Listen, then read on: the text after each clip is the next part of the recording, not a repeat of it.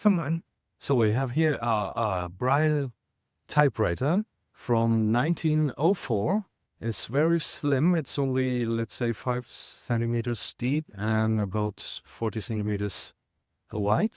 And there's a paper, and above there's the 6 keys to write.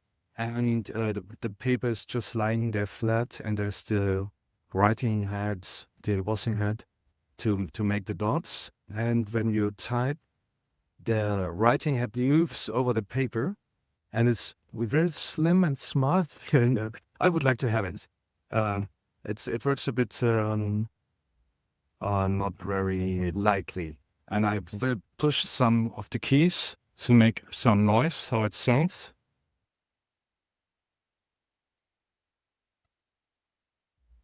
And that's it. And the other device, what we have here, is a machine to write normal print. So I have a wheel with all the letters, and you have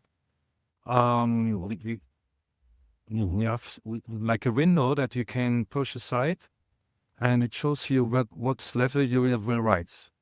So you move it, and you look, for example, over here, the letter H is now inside the window, and then you press a button, a key, and then it writes the letter on the paper.